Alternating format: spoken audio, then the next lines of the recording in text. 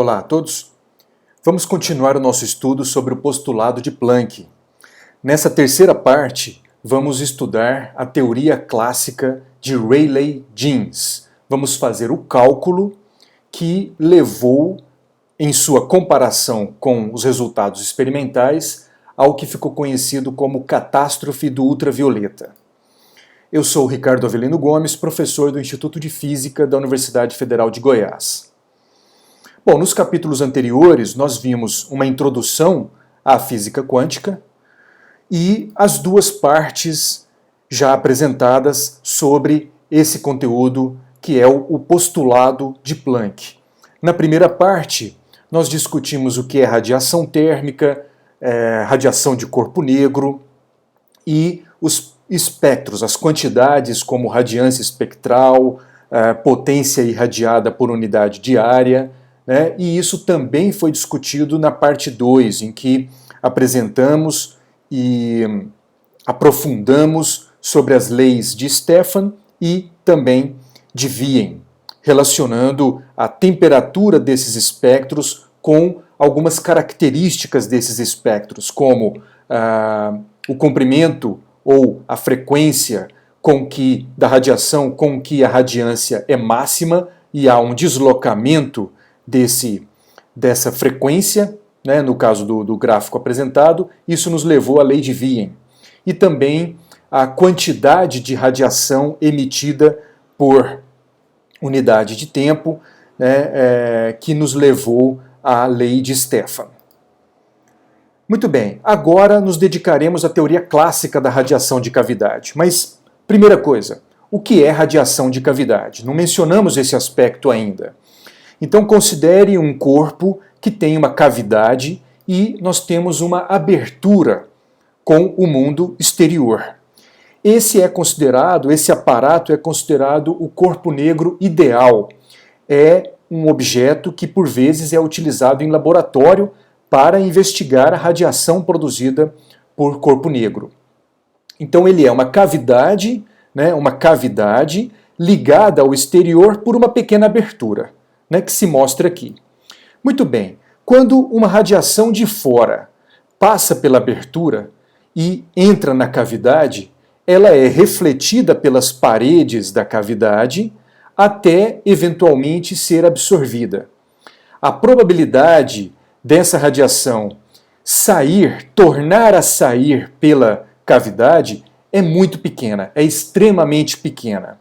Por isso, então, é considerado como corpo negro ideal, porque toda radiação que incide sobre essa abertura e penetra a cavidade, ela é absorvida, ela não é refletida. Assim sendo, a radiação que é contida aqui dentro que tem origem térmica, que é devido à temperatura que esse objeto se encontra. Então, a radiação que aqui se encontra é a radiação que irá sair por essa cavidade, e aí teremos uma amostra da radiação térmica contida nesse corpo. E por assim dizer, podemos mencionar que essa radiação é a radiação do corpo negro. Muito bem. A potência irradiada para fora da cavidade, ela é proporcional, é possível mostrar que a potência irradiada é proporcional à densidade total de energia no interior da cavidade. Então a potência, que é energia por unidade de tempo, potência irradiada para fora, ela é proporcional a quanto de densidade de energia, a energia por unidade de volume no interior da cavidade.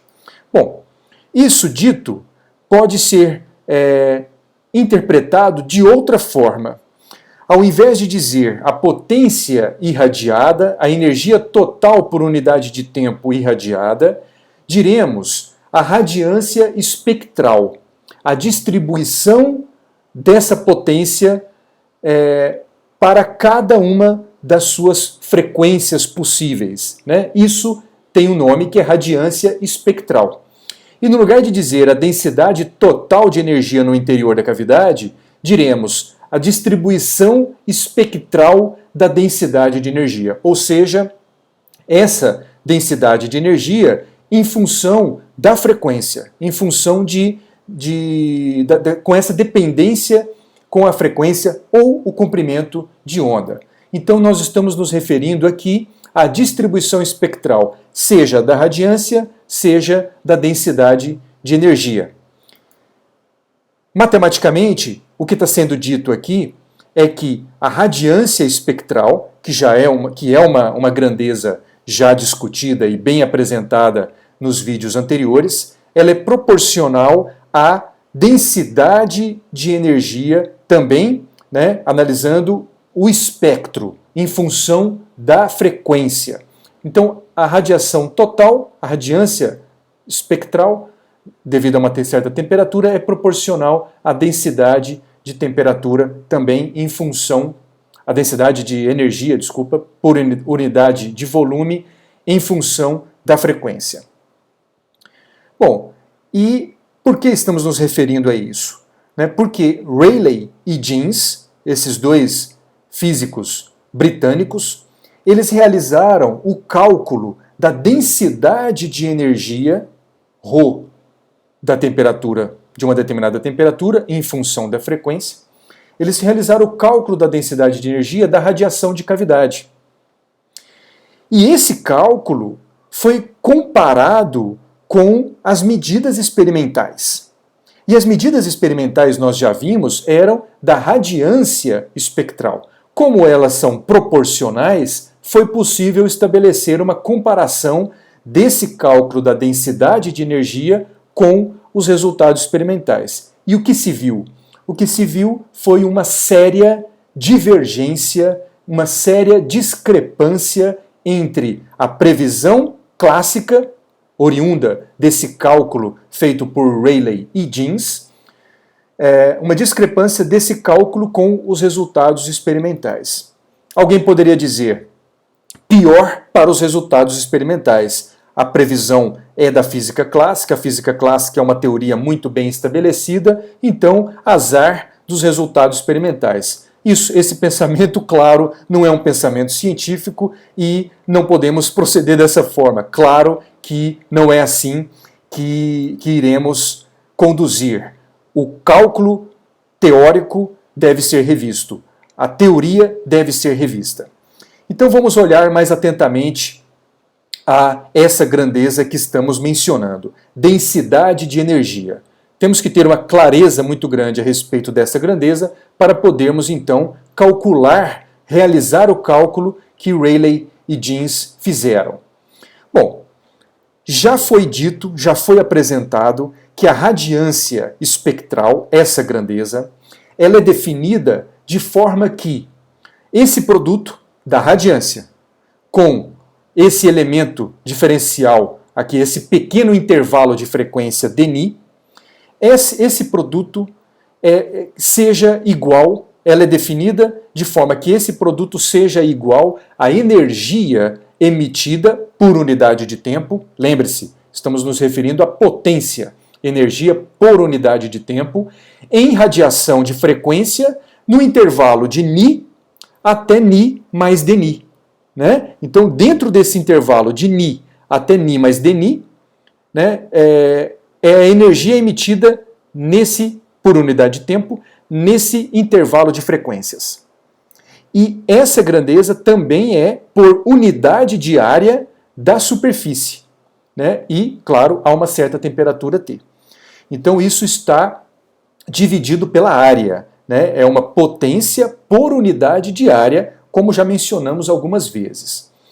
E desse lado, a densidade de energia, ela é definida também de forma que a própria densidade de energia multiplicada por esse intervalo de frequências dni, esse produto seja igual a energia por unidade de volume, aqui não é potência mais, aqui é energia por unidade de volume no interior da cavidade. E também, como estamos nos referindo a uma grandeza espectral, né, na região de frequência entre Ni e Ni mais Dni. E claro, isso a uma certa temperatura T. Tá? Então agora temos um pouco mais de clareza e ficará mais claro com o próprio cálculo que vamos realizar, né, sobre a densidade de energia. Né, densidade de energia definida de forma que o produto seja igual à energia por unidade de volume no interior da cavidade e na região de frequências entre Ni e Ni mais Dni. Agora imagine, considere, suponha. E para simplificar, né, e tornar mais simples, a seguinte situação. O seguinte objeto. Uma cavidade com paredes metálicas na forma de um cubo, com arestas A. Então considere um objeto aqui, XYZ. Vamos apresentar um cubo com arestas A e todas essas paredes que estão sendo desenhadas são paredes metálicas. Muito bem. A radiação refletida pelas paredes, ou seja, considere isso como uma cavidade, né, na forma de um cubo, e dentro dessa cavidade tenho, naturalmente, ondas. Ondas de radiação térmica. Né? Então, a radiação refletida pelas paredes pode ser decomposta em 3 componentes, ao longo das 3 dimensões mutuamente perpendiculares, x, y e z. Então a radiação que aqui está contida eu posso decompô-las em 3 componentes. Como as paredes são paralelas entre si, né, essa aqui paralela com a outra no eixo x, como elas são paralelas, as 3 componentes da radiação não se misturam, né? E podemos, portanto, tratá-las separadamente. Né? Então eu tenho, claro, uma abstração e o que nós estamos dizendo é que essa parede em x igual a 0 e a parede em x igual a A, elas são paralelas. Então a radiação nessa componente ficará restrita a essa direção x e não irá se misturar com as demais componentes. Muito bem. Agora, considere ainda que a componente x, quer dizer, considere a componente x e a parede metálica em x igual a 0. Essa parede em azul, né, ela está em x igual a 0. E vamos considerar alguns pontos relacionados à radiação que incide sobre essa parede. Primeiro, toda radiação que incide sobre a parede é refletida. É uma parede metálica, uma cavidade metálica. Então, toda radiação que incide sobre ela é refletida. Mais um aspecto. As ondas que estão contidas aqui nessa cavidade, e mais especificamente as ondas nessa direção x, e eu tenho que tipo de ondas? Eu tenho as ondas incidentes, né, sobre essa parede em x igual a 0 e as ondas refletidas. Então, as ondas incidente e refletida se combinam, formando o que chamamos de onda estacionária, formando uma composição que é uma onda estacionária. O vetor campo elétrico é perpendicular, sabemos isso, né? O vetor campo elétrico é perpendicular à direção de propagação da onda. De uma onda eletromagnética, o campo elétrico é perpendicular à direção de propagação da onda. Né? E como a direção de propagação da onda é perpendicular à parede, o campo elétrico naturalmente é paralelo à parede. O campo elétrico é paralelo à parede. Quarto ponto. Como essa parede, todas essas paredes, mas analisando essa parede, né, como ela é metálica, não pode haver campo elétrico paralelo à superfície. Não pode haver, por quê? Porque as cargas elétricas vão fluir de forma a neutralizar aquele campo. Então, o campo elétrico na parede é zero, é nulo. Essa é a conclusão. A componente do campo elétrico deve ser zero nas paredes. E agora não mais apenas nessa parede. Esse raciocínio vale para qualquer das paredes que investigarmos, né? Então ele é sempre zero nas paredes. Em outras palavras, existe um nó dessa onda estacionária, um dos nós está na parede em x igual a zero e também tem que ter um outro nó na parede, agora em azul, em x igual a A. Então eu tenho pelo menos esses dois nós nessa onda estacionária resultante na direção x. Esse fato limita as possíveis frequências da radiação de cavidade. Pense talvez em comprimentos de onda, né? Essas restrições, essas colocações que acabamos de apresentar, elas restringem os possíveis comprimentos de onda que estão contidos, né, na cavidade, da radiação na cavidade. Né? Por quê? Porque eu tenho que ter esses nós nas paredes. Vamos olhar isso em mais detalhe daqui a pouco. E todo esse raciocínio também é válido para as demais componentes da radiação. Ou seja, em Y e em Z, eu tenho ondas estacionárias também com nós nas paredes, tal qual analisamos para a componente X. Muito bem, dito isso, vamos ao seguinte problema. Vamos tentar contar o número de ondas estacionárias que tenham nós nas superfícies da cavidade, nas paredes da cavidade, né? Então eu quero contar o número de ondas estacionárias que tenham frequência entre Ni e uma outra frequência que é Ni mais Dni. O motivo desses valores ficará mais claro daqui a pouco. A ideia importante aqui é, eu quero contar o número de ondas estacionárias dentro de um intervalo de frequências. Qual é o intervalo? Entre Ni e Ni mais Dni, mais um incremento Dni. Né? Aí pode vir a pergunta, mas para que isso? Né? Por que queremos fazer isso? Veja, eu quero saber o número de ondas estacionárias na cavidade e eu vou multiplicar isso pela energia média por onda estacionária, que também encontraremos, né, que também faz parte da teoria clássica de Rayleigh-Jeans, né, um certo valor de energia média por onda estacionária. Quando eu fizer esse produto, eu terei a energia, né, contida na cavidade, porque eu sei o número de ondas e cada onda tem uma energia associada a ela.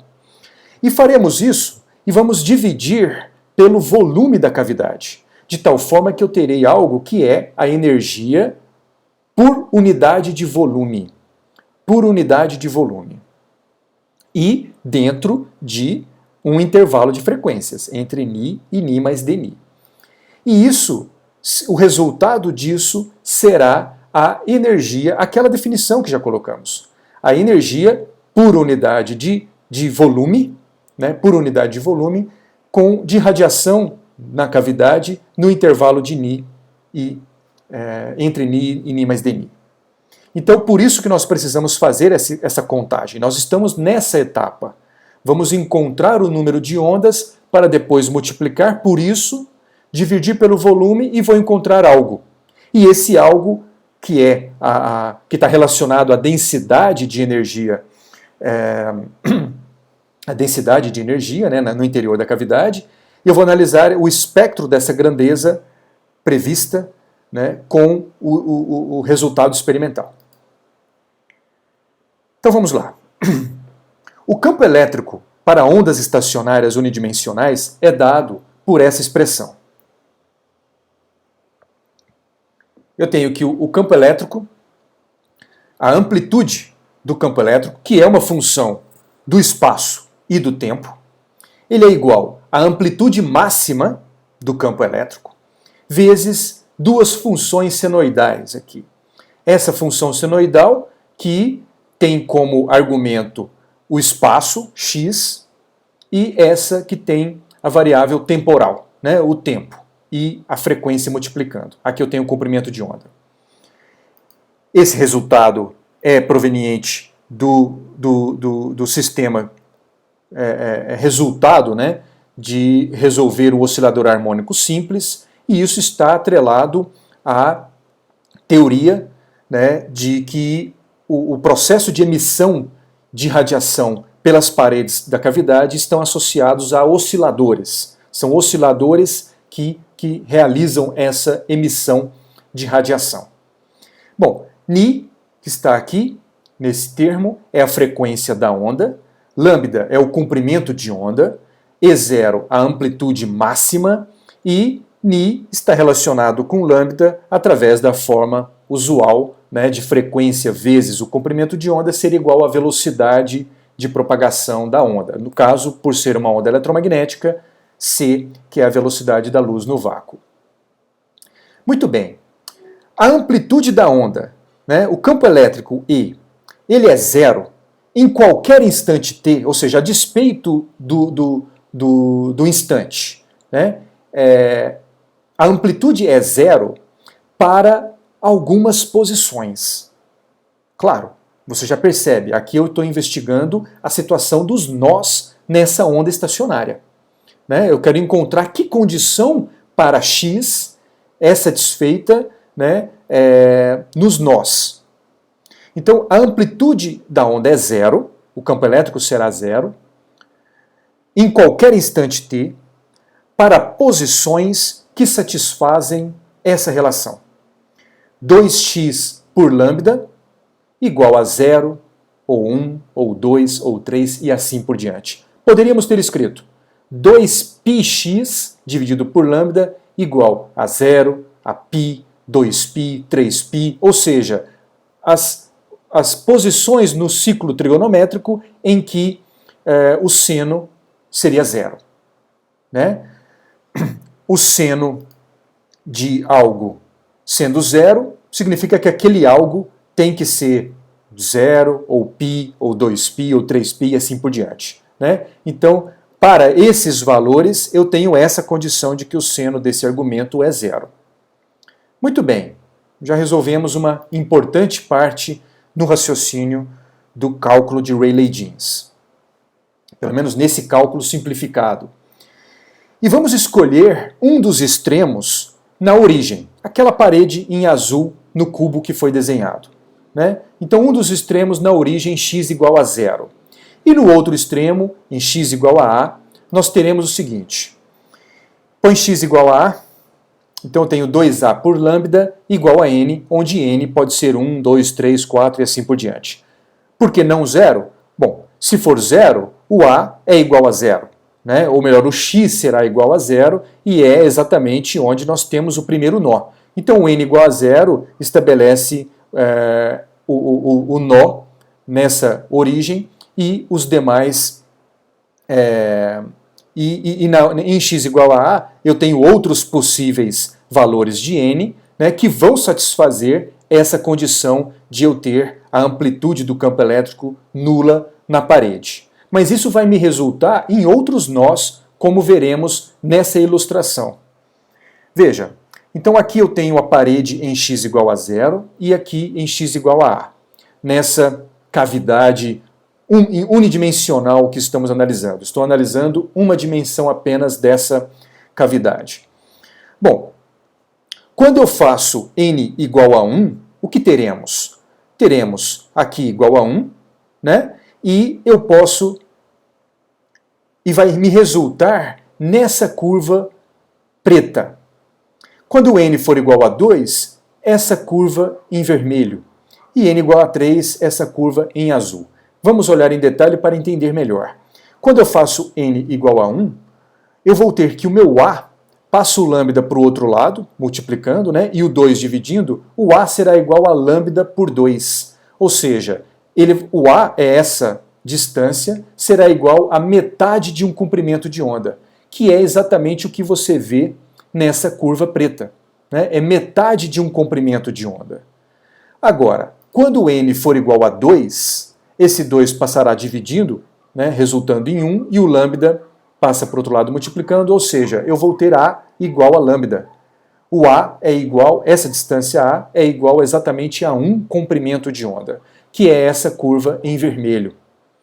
Quando o n for 3, nós teremos 3 sobre 2 de comprimento de onda, ou seja, eu terei 1,5 comprimento de onda, que é essa curva em azul. Veja, aqui eu tenho 1 comprimento de onda, mas esse restante é o meio, né? Tenho 1 comprimento e meio de onda. E assim por diante. Então você veja que eu tenho os nós nos extremos, em x igual a 0 e em x igual a A, porém, para n igual a 2, 3, 4 e assim por diante, eu tenho também outros nós. Né? Aqui é o nó para o nó intermediário, aqui, né? Um dos nós para n igual a 2, aqui eu tenho para n igual a 3, 2 outros nós além dos extremos. Muito bem, então vamos analisar em mais detalhe essa relação para x igual a A. Veja que agora eu não tenho mais o n igual a 0, né? É n igual a 1 em diante. Agora veja, se fizermos essa mesma análise que acabamos de fazer para frequência, ao invés de comprimento de onda, como acabamos de fazer no slide anterior, obtendo esse resultado, se nós fizermos a mesma análise para frequência, nós vamos obter o seguinte. Lembre-se, lambda é igual a c dividido por frequência. Então, substituindo esse resultado aqui, né, o lambda está no denominador, então eu vou ficar com 2A dividido por C e multiplicando em cima a frequência. E se eu isolar a frequência, né, eu vou passar aquele C que estava no denominador multiplicando o N, vai ficar Cn, e dividir por 2A, que é o que estava no numerador, vai passar para o outro lado no denominador. Então a minha frequência ela será igual a C sobre 2A vezes o número N, um determinado valor N. N pode ser 1, 2, 3, 4 e assim por diante. Ou seja, quais são as frequências possíveis? Quando N for 1, eu terei que a minha frequência é C sobre 2A. Quando N for 2, a minha frequência, coloque 2 aqui, a minha frequência será C por A. E assim por diante. Quando a frequência for 3, eu terei 3 meios de C sobre A. Esses, portanto, são os possíveis valores de frequência que são admitidos nessa cavidade unidimensional que acabamos de construir. Muito bem. Eu posso olhar essa construção que acabamos de fazer através desse diagrama. Esse diagrama que é apenas uma linha onde estão dispostos os possíveis valores de n. 0, 1, 2, 3, 4, claro, para o que nós estamos lidando será 1, 2, 3, 4, mas eu coloco 0 porque eu vou medir a distância do 0 até determinado valor de n. Né? Então aqui estão dispostos os valores de n possíveis e para cada um desses valores de n, melhor, para 1, 2, 3, né, maiores do que 0, eu tenho uma frequência possível. Quando n for 1, ou seja, associado a esse ponto, eu tenho uma frequência possível. Associado a esse ponto, eu tenho uma outra frequência possível, e assim por diante para cada um desses valores. O que eu quero encontrar? Já vou antecipar um pouco. O que eu quero encontrar? Eu quero encontrar o número de ondas dentro de um intervalo. Então eu tenho que saber, para a frequência Ni, para uma determinada frequência Ni, vamos supor que seja essa frequência, né? E esse valor de N. Para essa frequência, né? Entre ela e uma outra frequência, que estamos denominando Ni mais Dni, que é uma outra frequência maior, tá? Adicionado um outro valor. Esse outro valor, Ni mais Dni, pode estar associado a esse outro valor de N. Então o que eu quero encontrar é quantos valores de N existem entre esse valor associado à frequência Ni mais Dni e esse outro valor associado à frequência Ni. É esse o raciocínio que faremos agora. Mas para facilitar esse raciocínio, vamos continuar no processo. Bom, acabamos de dizer, então, que a frequência ela é igual a essa quantidade C dividido por 2A, multiplicada pela distância D, distância essa que está agora apresentada nesse diagrama. Então veja que a distância D ela vai de 0 até um determinado valor de n. Né? Então, no lugar de multiplicar por n, vamos pensar agora que eu vou multiplicar por essa distância d. Né? Isso é igual a um certo valor de frequência. Tá? Então, a frequência é igual a essa quantidade vezes a distância d, que eu estou colocando como substituto ao valor de n, a um determinado valor de n. Né? Agora, eu posso também escrever que d, né, substitua d por n, né? O d vai ser igual, passo 2a multiplicando a frequência e o c dividindo. Então o d vai ser igual a 2a por c vezes a frequência. Ou seja, dada uma certa frequência, eu sei encontrar quem é d, quem é a distância do zero até o determinado n que está associado àquela frequência. Então, repetindo essa expressão, eu tenho que d é igual a 2a por c multiplicando a frequência ni.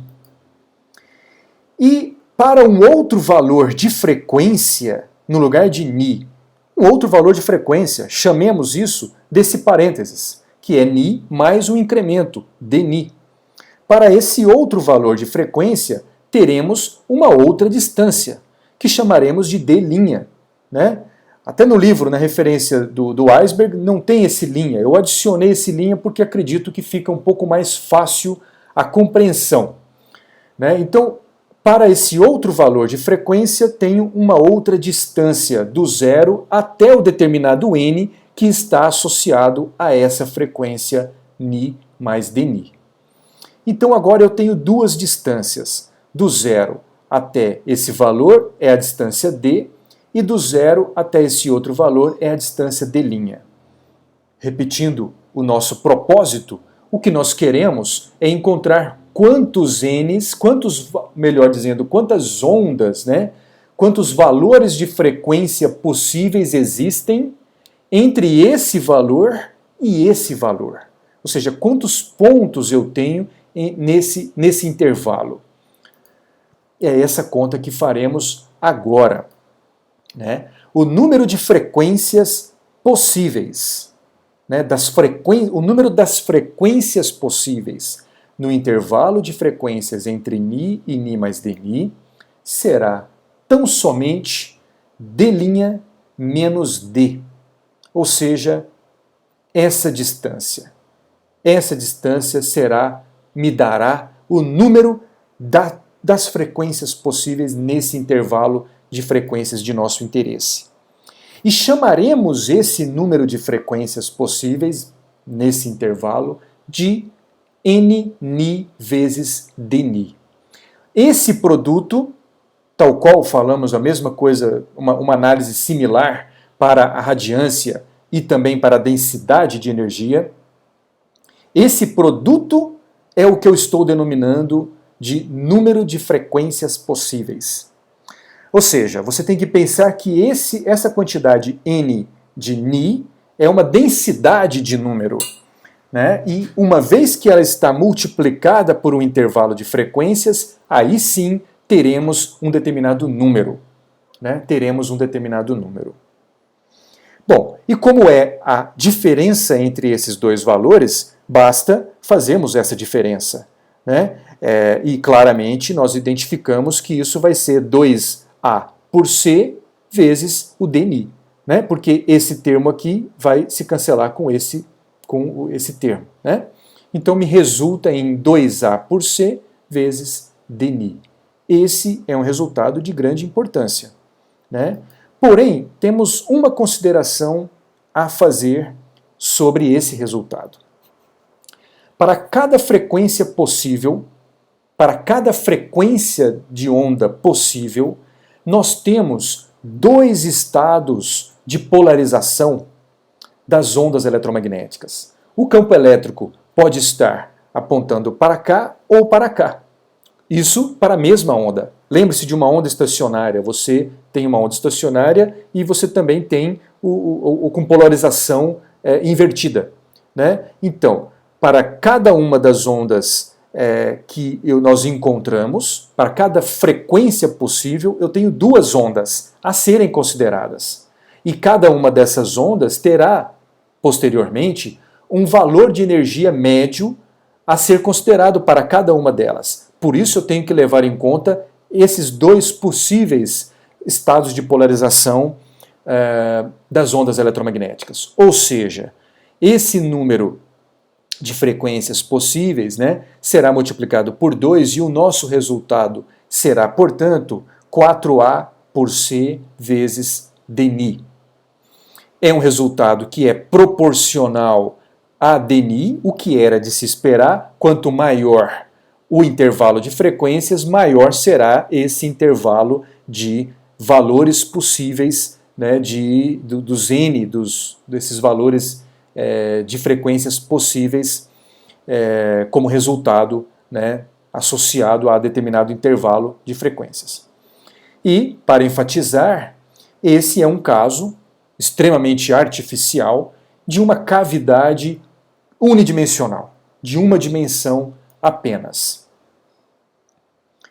Bom, o resultado para uma cavidade tridimensional, realizado por Rayleigh-Jeans, é de que esse número de frequências possíveis, nesse intervalo de ni a ni mais dni, ele é igual a 8π vezes o volume esse que, sendo do cubo, é igual a ao cubo, dividido por c ao cubo, velocidade da luz no vácuo ao cubo, vezes a frequência ao quadrado, vezes dni. Note a dependência com esse termo frequência ao quadrado, né, que aqui não tínhamos, nesse caso mais artificial não tínhamos, né, mas aqui eu tenho essa, ao aumentar em duas dimensões a cavidade, né, eu tenho esse termo da frequência elevado ao quadrado, né? Esse cálculo nós não iremos fazer, mas se for de interesse, por favor, manifestem que eu posso fazer isso em outro vídeo, abrir essas contas em outro momento. Então vamos levar em conta esse resultado tridimensional.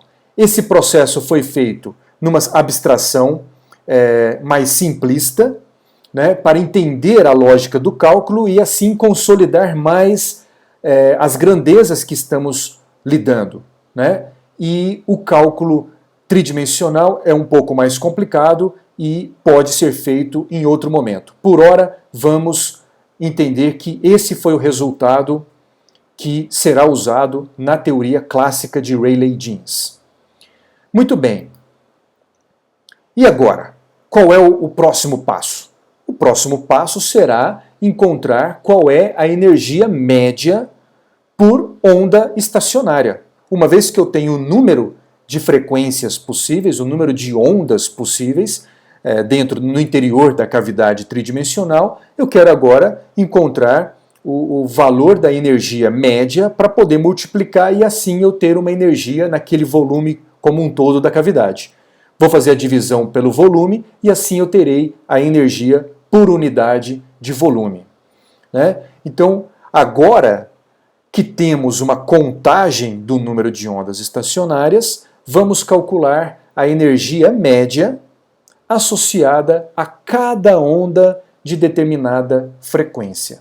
A cada onda de determinada frequência, de uma dada frequência ni, será atribuído um valor de energia média. Então vamos a isso.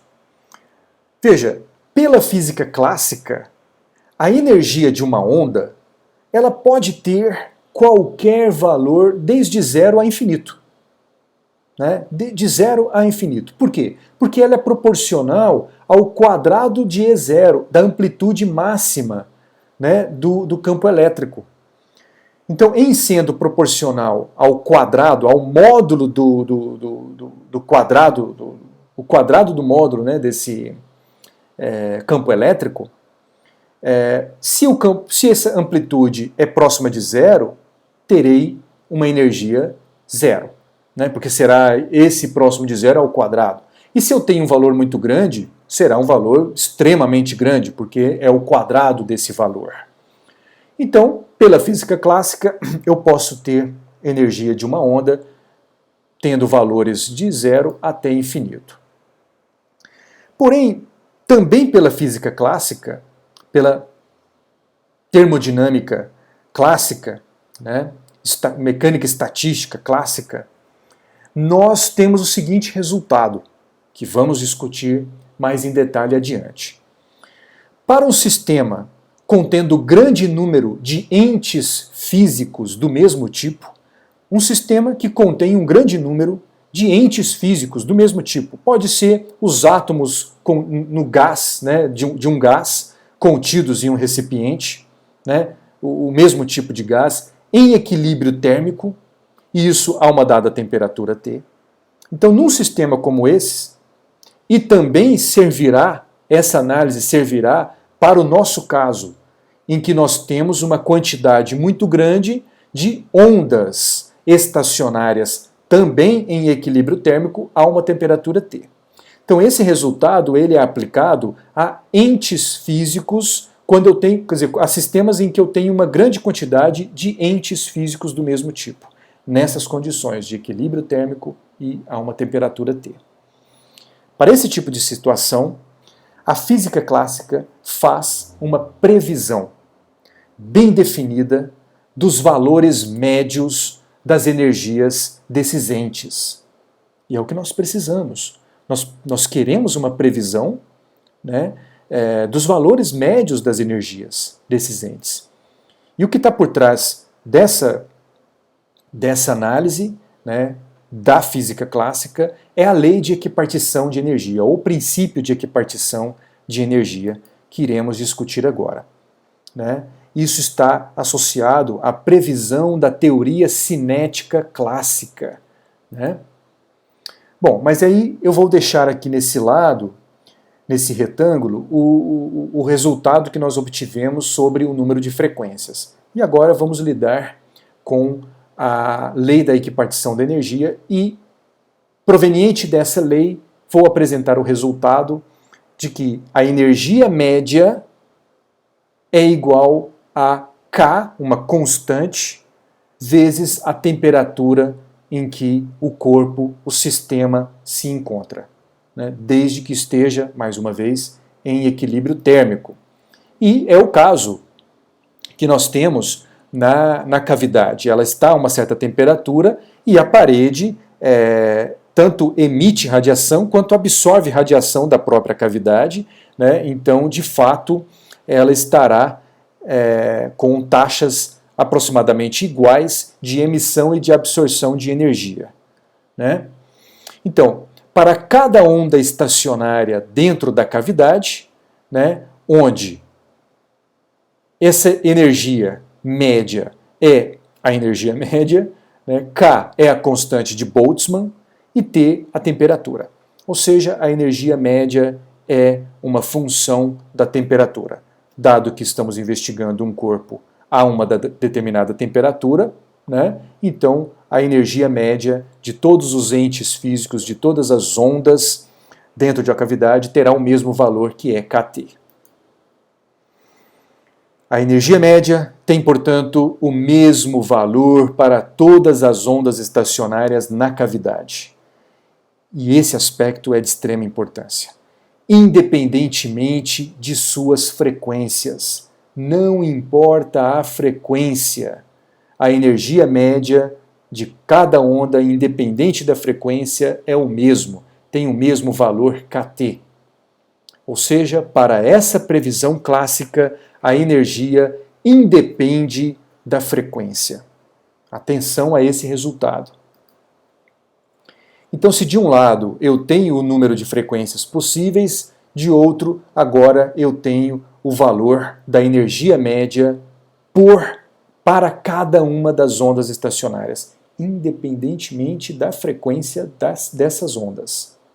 Muito bem, o próximo passo é, portanto, como já conversamos, multiplicar esse número por essa energia média e vou dividir ainda isso pelo volume da cavidade. Eu não quero que a minha quantidade que estamos investigando dependa do volume da cavidade. Eu quero que seja algo que seja por unidade de volume, né? Que vai nos levar a uma densidade de energia. E o resultado dessa conta será a energia por volume. A energia por volume, que está, né, na definição do que é a densidade de energia, que será a quantidade utilizada para comparar com os resultados experimentais. Muito bem, então me parece que temos tudo para fazer o cálculo e chegar na previsão de Rayleigh-Jeans. Multiplicando então esse termo, esse resultado por kT e ainda dividindo pelo volume, né? Quando eu dividir por volume, já vai cancelar com esse V. Vai sobrar 8π vezes ni ao quadrado, vezes kT, dividido por c ao cubo, vezes dmi. Ou seja, a densidade de energia, ρ, em função de uma determinada frequência, é essa razão aqui. 8π ni quadrado kT por c ao cubo. Essa é a quantidade que será apresentada e comparada com os resultados experimentais. Agora, esse produto, esse resultado como um todo que acabamos de encontrar, ele é a energia por unidade de volume no interior da cavidade, na região de frequências entre ni e ni mais dmi. Claro, a uma certa temperatura T. Muito bem, isso nada mais, nada menos é a fórmula de Rayleigh-Jeans para a radiação de corpo negro. Acabamos de encontrar, portanto, e alcançar o nosso objetivo de encontrar, determinar, né, calcular essa grandeza que nos permitirá uma comparação com os resultados experimentais. Claro, já fizemos essa comparação na primeira aula, em que apresentamos a discrepância, né, e o que foi chamado de catástrofe do ultravioleta, e isso vai ficar mais claro agora ao analisar esse gráfico. Então veja, nesse eixo eu tenho a densidade de energia. É esse termo que é essa razão aqui, 8π ni ao quadrado kT por c ao cubo. E nesse eixo eu tenho a frequência, as possíveis frequências que eu encontro devido à radiação térmica de um corpo negro. Muito bem, pela teoria clássica, esse é o resultado que nós veríamos. Por que ele explode? Porque eu tenho uma dependência com a frequência que vai ao quadrado, é ni ao quadrado. Bom, o restante é tudo constante. Veja, 8π por c ao cubo, K é uma constante, temperatura. Eu estou analisando o espectro de um corpo negro a uma determinada temperatura. No caso aqui desse gráfico, 1500 Kelvin. Então tudo é constante, a não ser esse termo, que é frequência ao quadrado. Ou seja, à medida que aumenta a frequência, aumenta a densidade. E ela aumenta com o quadrado do aumento da frequência. Ou seja, ela explode. E ela explodirá onde? Onde ficou conhecido como a catástrofe do ultravioleta. Aqui estamos com um gráfico em 10 a 14 Hz, então nessa região deve-se encontrar a frequência do ultravioleta e é onde a discrepância começa a ser gritante. E nós podemos claramente ver que não se trata de algo como apenas uma questão de precisão. Não, a teoria clássica falha muito.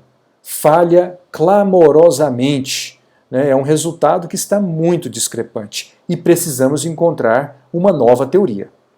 Ou seja, isso parecia muito bem, resolvemos um grande problema que é determinar a densidade de energia pela teoria clássica da radiação de corpo negro, mas encontramos um problema sério, Então veja, resolver essa discrepância será visto no próximo capítulo, na próxima estudo sobre o postulado, para se chegar ao postulado de Planck, né, onde nós discutiremos no próximo vídeo a teoria de Planck da radiação de cavidade. E a teoria de Planck, ela não questiona o número de frequências possíveis dentro de um intervalo de frequências. Não, não, não. Aquele cálculo que nós fizemos em detalhe, pelo menos para uma cavidade unidimensional, e podemos fazer em outro momento para uma cavidade tridimensional, aquele cálculo está correto. O que não estará correto, e é onde o Planck irá modificar a teoria, será no cálculo da termodinâmica clássica, na teoria cinética que foi usada para estabelecer a energia média por um ente físico, no nosso caso por onda, né, de uma determinada frequência. Aquele cálculo será modificado. E essa modificação terá implicações gigantescas. Levará, como já foi dito na aula inicial, a uma revolução na física, né, que culminou com a mecânica quântica. Então isso será visto mais adiante. E este, portanto, foi um estudo sobre a teoria de Rayleigh-Jeans. Muito obrigado e fique atento para os outros vídeos.